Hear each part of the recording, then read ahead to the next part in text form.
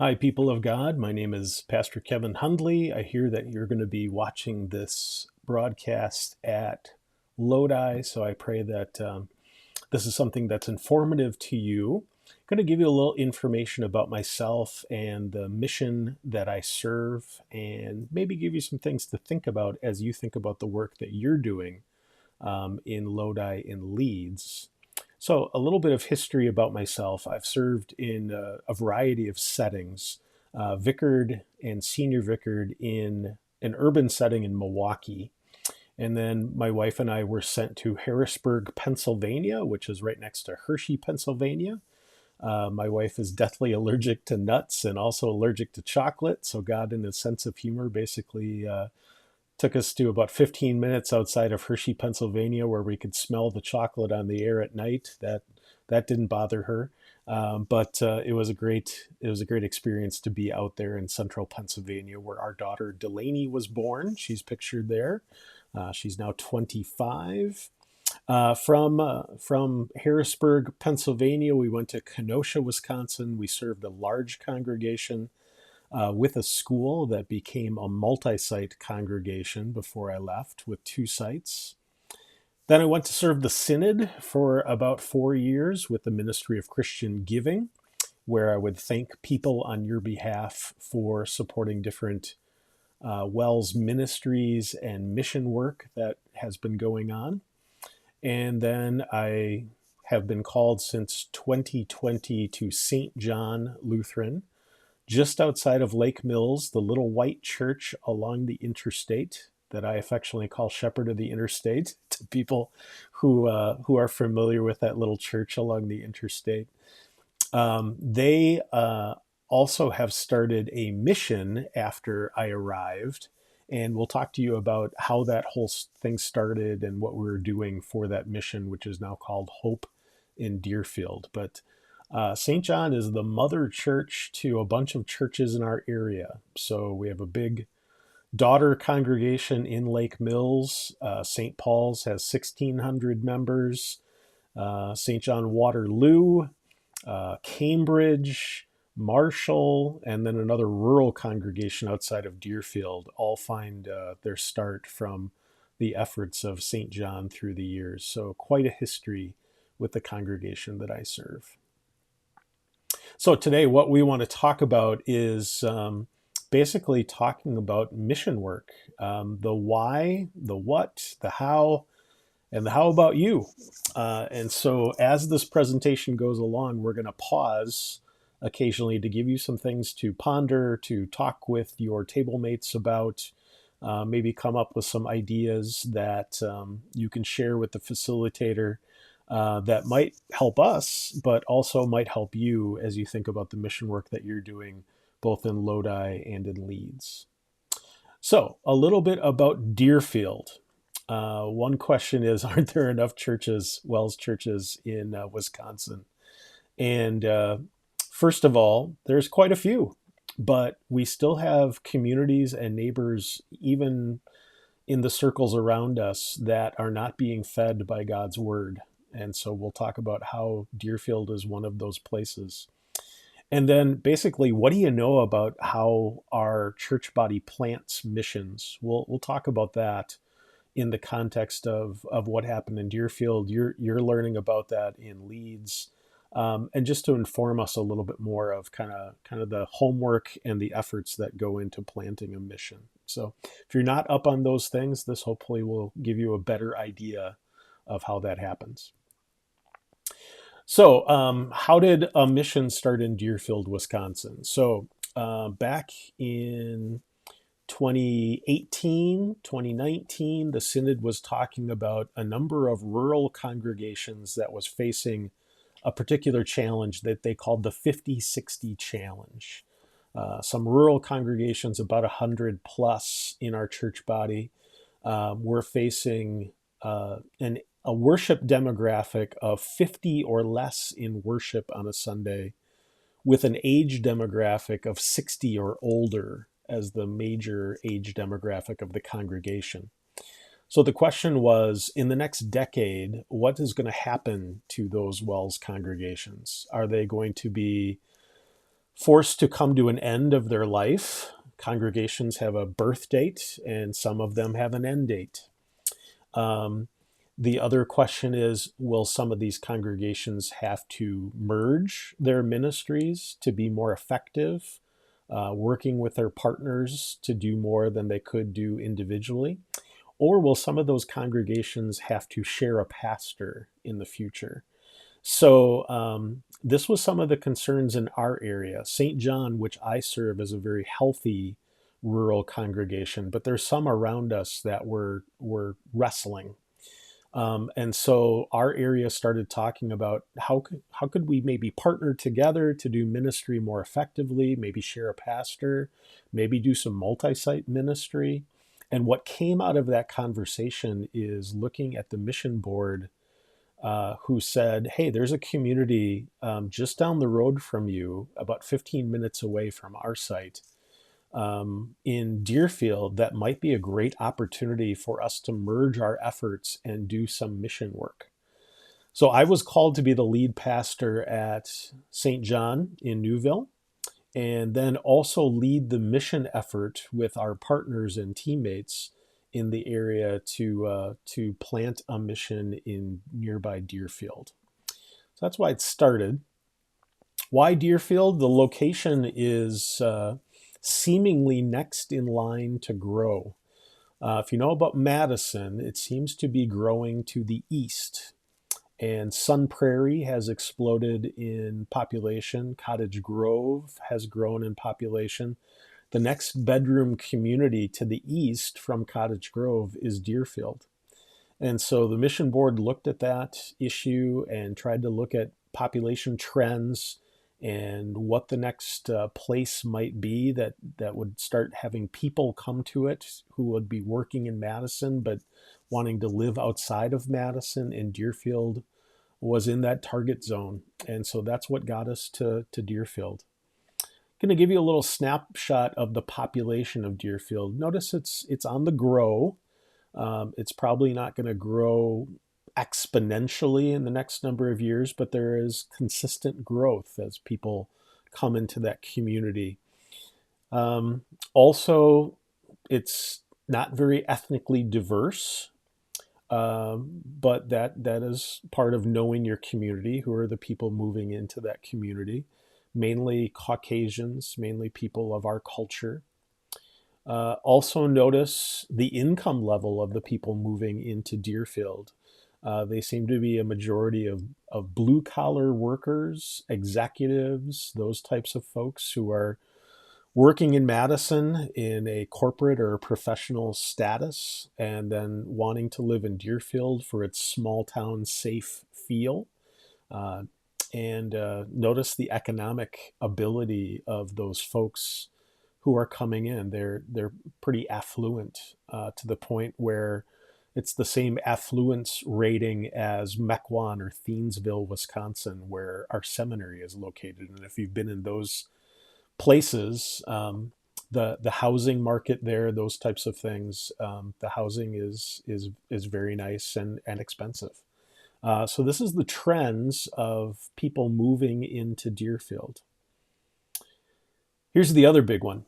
Do they go to church? And as you see from this chart, what we've noticed is 56% of people who live in Deerfield do not have a place where they consistently worship.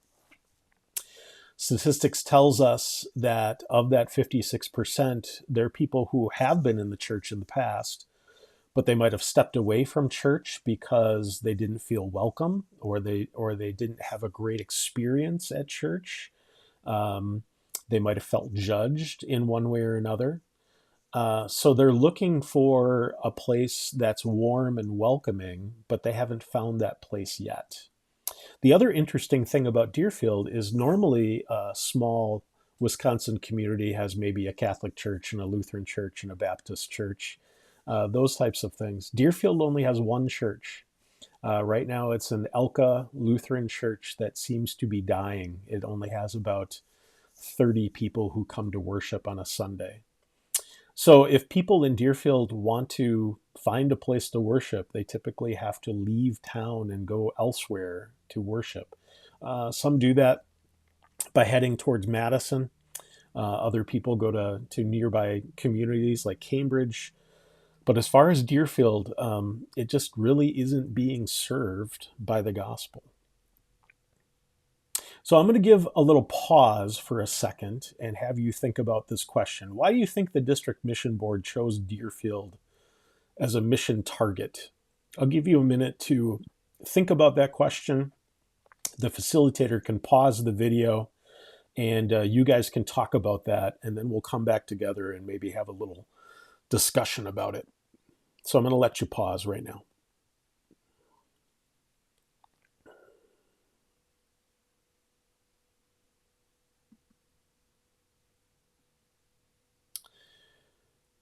Here's the next question I would like you to think about.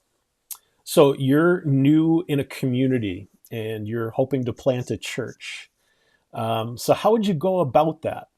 What are some of the steps you would take to let the community get to know about you, your intentions, what you're hoping to do in that community?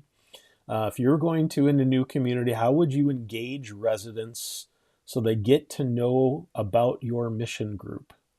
I'd love to hear what you'd come up with ideas for that. We had to face that challenge in Deerfield. You've probably had to face that challenge in Leeds, and maybe you're continuing to face that challenge in Lodi. Talk with the people around you about some ideas of how you might go about that. We're going to pause here for a second to let you talk.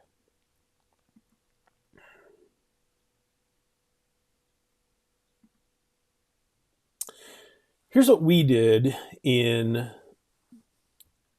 May of 2021. I came in August of 2020. I was given the opportunity to get to know the congregation I serve now and then start a plan of how we're going to reach out to nearby Deerfield. One of the first things we did was we partnered with our district mission board and home missions to offer a presentation in a nearby congregation, St. Paul's Lake Mills, to about 36 individuals who came for a Friday evening presentation and then a Saturday activity called Praise and Proclaim. Praise and Proclaim is something that the Home Mission Board will help congregations to present to people interested in learning how to talk about their faith in a way that doesn't make you feel awkward and it doesn't make the other person you're talking with feel awkward. So we had 36 individuals who were trained on the Friday night, and then Saturday, we went out into the community of Deerfield and we did something called grocery outreach. If you want to learn more about this, you can look that up on the November 2021 Wells Connection. But basically, what we did was we went into the community and we went door to door, greeting our neighbors and telling them a little bit about ourselves. And to make that more accepting and less awkward, we brought with us a gift. So this is during COVID time. And we went up to a home with a gift bag and we basically said, "Hi, we're from a new group here in town called Hope in Deerfield. It's been a challenging time lately. We're just trying to bring some cheer and some love into the neighborhood. So here's a bag of food that will offer you the ability to make a spaghetti dinner on us. And we hope you have a great night." And people responded very well to those gifts. They said, "Oh, somebody cares. This is nice." It seemed to be receiving something that had some worth or value to them. Each bag had a box of pasta, a can of spaghetti sauce, some other goodies in there. But it basically allowed a family during COVID to have a pasta meal and then some information about our congregation, who we were, what we were starting to do. And this was kind of our opening, "Hey, Deerfield, get to know us." And what we wanted to do was come to the door and say, "Hey, we care about this community, and here's a little bit about us." And that caused a lot of name recognition in the community when they saw our logo or heard about us. "Oh, you're the bag of food church." And that kind of stuck for a little while. It left a good impression in people's minds that we cared. So, through the summer of 2021, we tried to get into the community a little bit more to offer more flyers and information. And people started asking the big question, when are you going to start worshiping and where? And so that got us thinking, okay, we're going to launch worship, weekly worship at the local elementary school in September of 2021. And we got a number of people to come check us out at that initial launch of worship. Prior to that, we also had a community picnic. And then we had our first little mission victory. The man pictured there is named Josh. He got to know us from the first Sunday we started having worship. He checked with his family, his parents. Hey, did I ever get baptized? And they said, we had every intention of baptizing you, but we never did. And so Josh came forward to say, hey, could I be baptized? And so that was a great celebration that we had as a group at Hope in Deerfield on October 10th. And eventually Josh, his wife, and his two children became members of the congregation shortly after. We also tried some other opportunities to get to know the community and them get to know us. So we had a trunk or treat in 2021. And the guy in the costume's name is Carol. Carol's in his 80s, and he's not as mobile as he used to. He's also a kidney dialysis patient. But Carol said, "Hey, if dressing up in this costume will help me reach out to families about Jesus, I'm willing to do that." So we had a great event for Trunk or Treat, and then we tried to have another great event on December 12th, still during COVID, of a Christmas for Kids. So I'm going to have you talk about this for a minute. With your table mates or with your partners in your area, guess the attendance at each event and guess how many came to church after each event. So I'll let you play Price is Right with this. How many came? Um, um, Guessing not over, but this is how many. And then how many came to church from that? I'll pause. You can pause and talk about that for a minute, and then we'll compare our answers.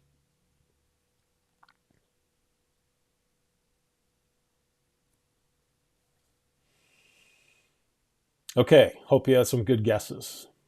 So for the Trunk or Treat event, that was super attended. We had about 80 plus people come to that event. They all got candy and information about our congregation. It was a great event. Um, we probably had 4 people come check us out after that event the following Sunday. Um, Christmas for Kids, we were hoping, boy, if Trunk or Treat brought in 80, what will this do? We had basically, I think, 6 people stop by, and we tried to be very creative because it was during COVID. So we did a drive-through Christmas for Kids. There were different stations the car would stop at. So there was a gift and some information and carolers and a living nativity and kind of wrap up with pastor and those kind of things. We had 2 cars. I think 6 people total in those 2 cars, and no one checked us out after Christmas for Kids. So, what does this tell you about mission work? You try different events, you see what might connect with a community, and you just try different things to see if this is something that will engage folks, get their attention, connect with them, and you keep on trying to see what might fit with this community and the people of this community, because every community is going to be different and each of those groups of people are going to be a little bit different. So there is no set plan from Home Mission saying, here's how you do this.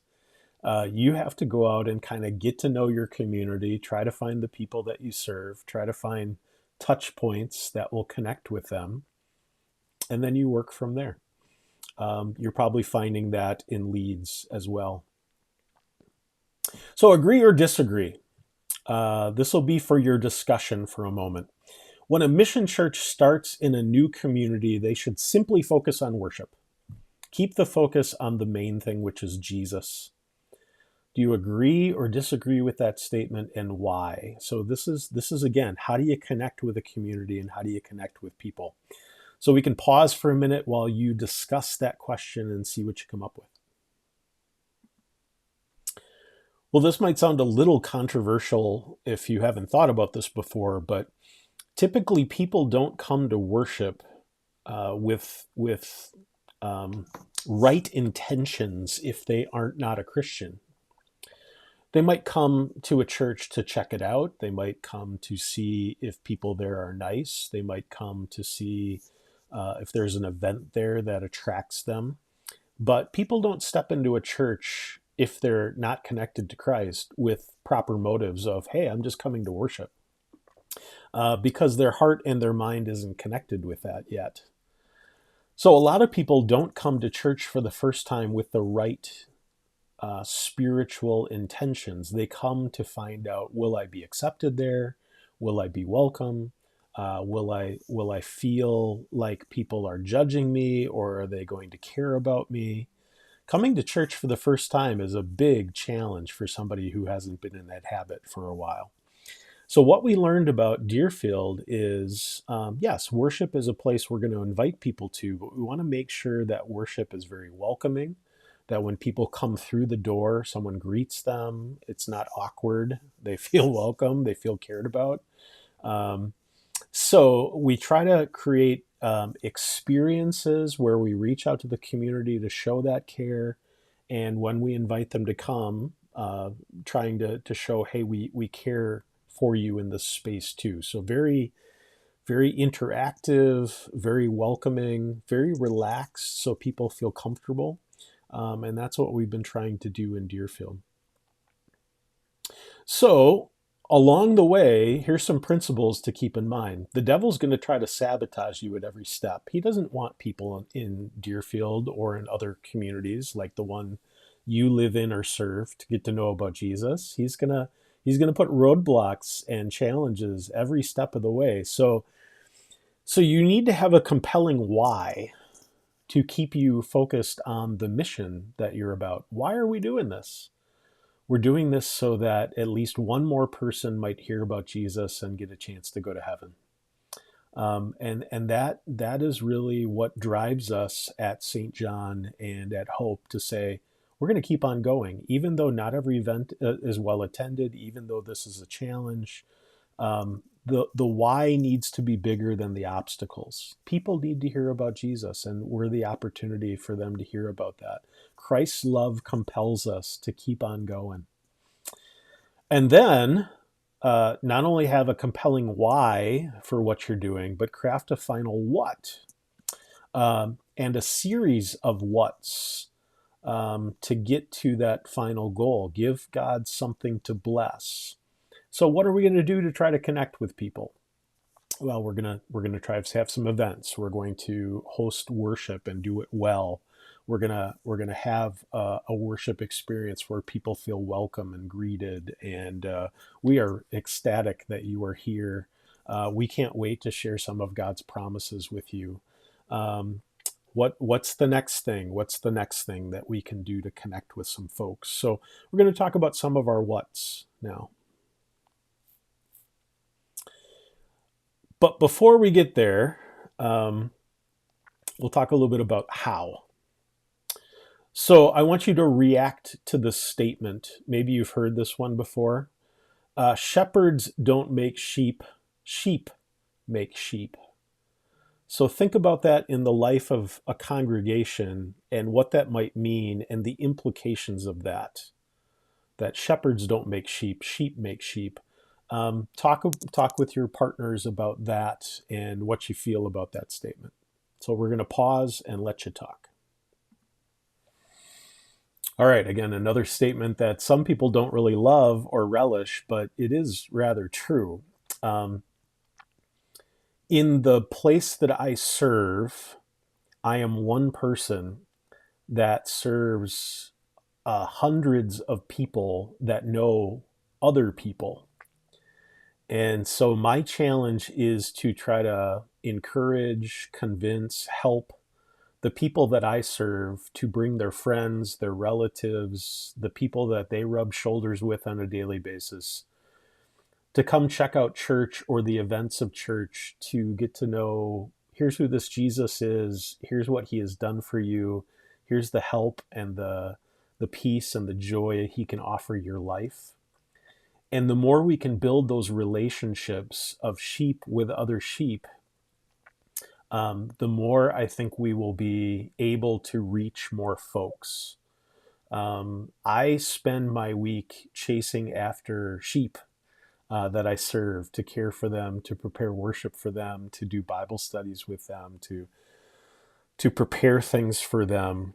Um, I really appreciate that the people that I serve, the sheep, know that part of their privilege is to invite more sheep to check out what's happening at Hope in Deerfield and St. John, just outside of Lake Mills. So again, another something of how do you connect with folks? It's going to take folks to connect with folks.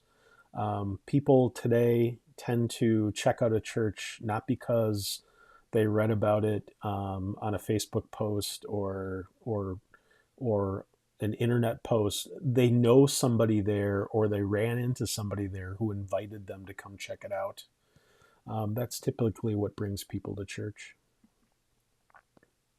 So, what are we trying to do in Deerfield to build those connections? One of the what's has to do with how do we connect with a community that likes its school. A lot of times, Wells congregations go into a community and they offer education as an inroad to the community. People in Deerfield tend to like their school. So we're trying another tact. We're trying to show people that we offer help to their hurts. So we have been partnering with Christian Family Solutions to try to plant a Christian counseling center in Deerfield to not only serve that community, but also the surrounding area. So if you drew a circle around Deerfield, you'd have places like Fort Atkinson and Jefferson and Watertown and Madison. Christian Family Solutions does not have established offices in many of those places. So we're trying to be another place where Christian Family Solutions, a Christian counseling arm of our church body, can be there to help people in need. And we're hoping and praying that by showing the community, hey, we're here to help you with your hurts, and there's a whole community of people here who care about you.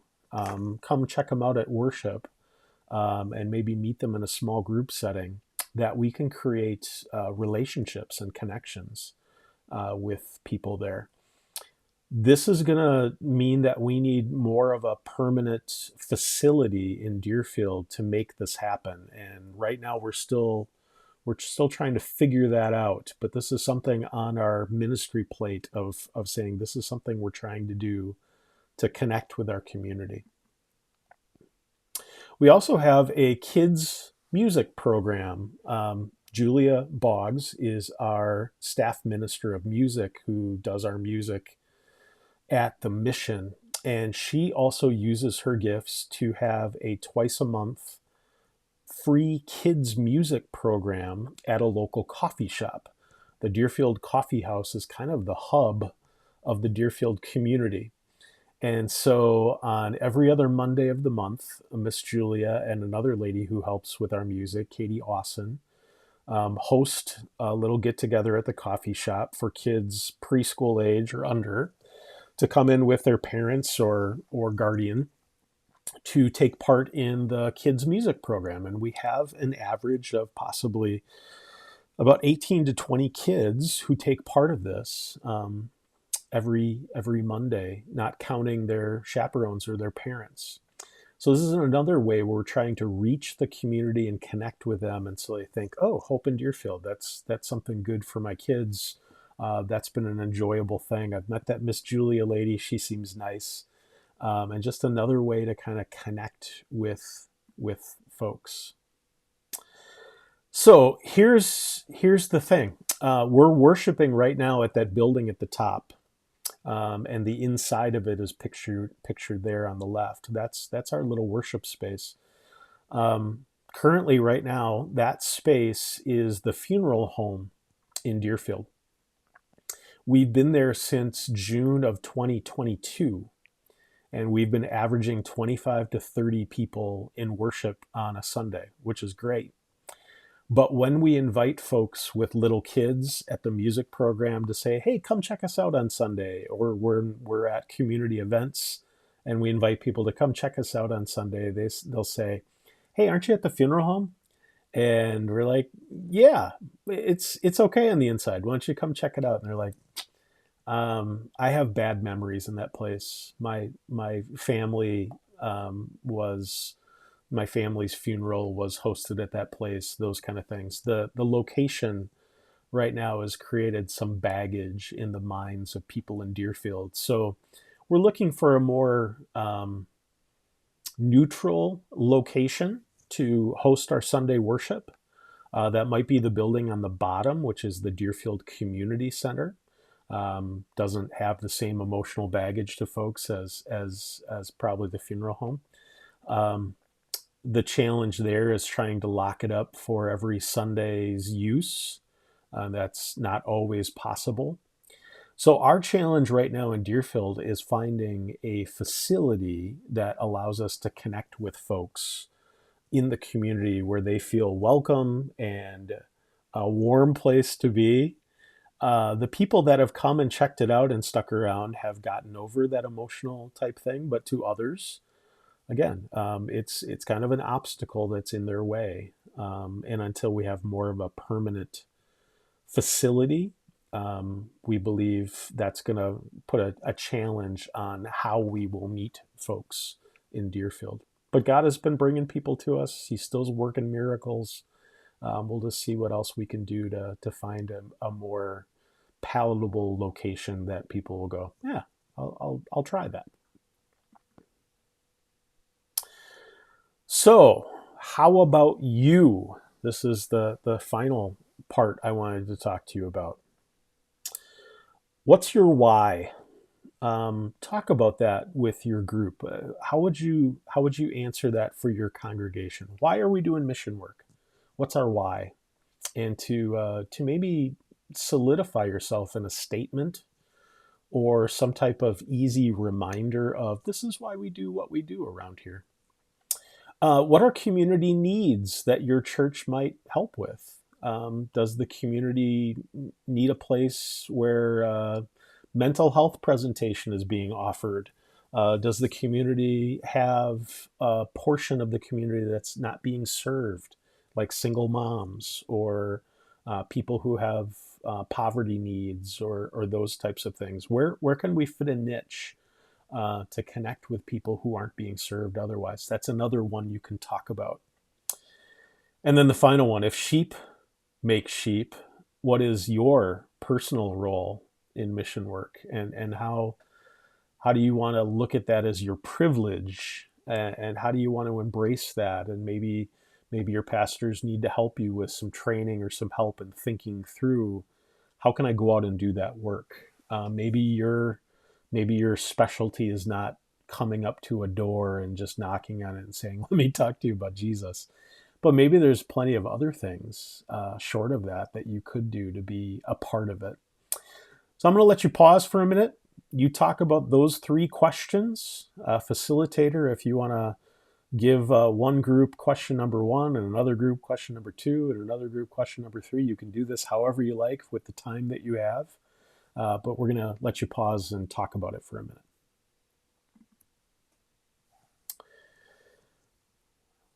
I'm sorry, I couldn't be there to host a discussion on any of these points that I talked about in the presentation, but maybe some thoughts have come to you that you want to talk to your pastor or the facilitator of the presentation with. So this would be a great time to pause again and see if there's any questions from the group about how we go about starting missions, maybe some of the things that you heard today that might apply to what you're doing at Lodi or Leeds.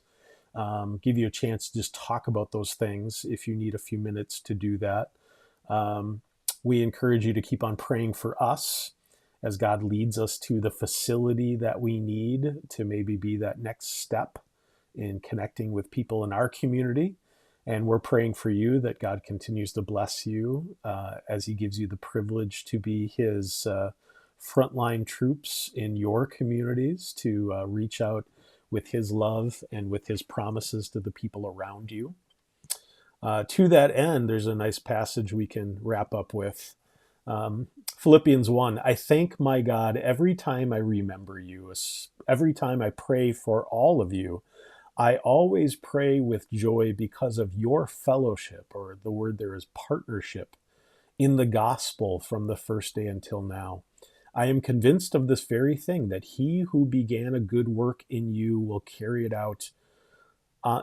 on to completion until the day of Jesus Christ.